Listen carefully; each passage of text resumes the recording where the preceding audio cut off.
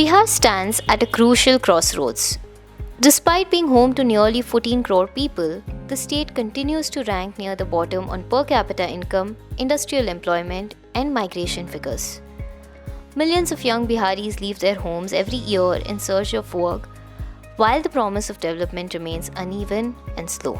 At the same time, campaigns like Let's Inspire Bihar claim to offer a new roadmap, focused on entrepreneurship, education, and public participation, towards a developed Bihar by 2047, aligned with India's national vision. Joining us today is IPS Vikas Vaibhav, one of the key faces of this movement and a serving civil servant known for his public outreach.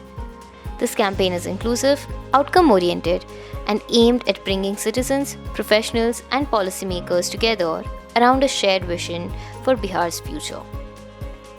As the state looks toward 2047, many citizens are keen to understand how such collective efforts can complement governance and policy to translate vision into lasting economic and social change. Let's begin this important conversation.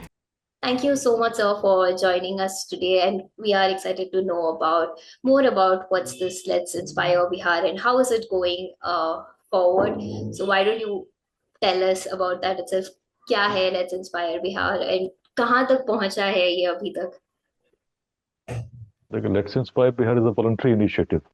So we started with a campaign, like with everyone, with a request for all people who want to rise above caste, above religion, above anything that divides individuals apart, and come together to bring in a revolution of entrepreneurship and education in Bihar.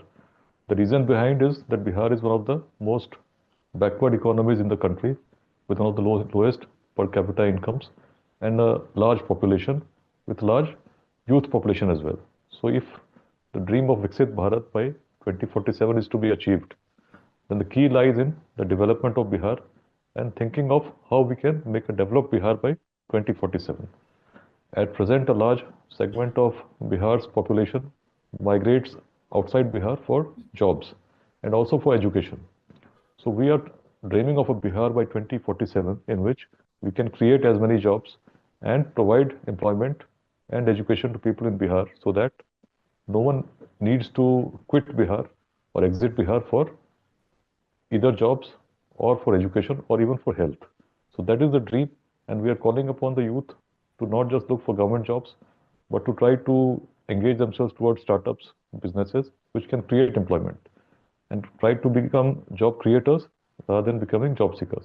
So since 2021 March, when we started this movement, more than 3 lakh volunteers have connected all across the globe, including districts of Bihar, cities like Bengaluru, where you are currently based, and also in 18 countries.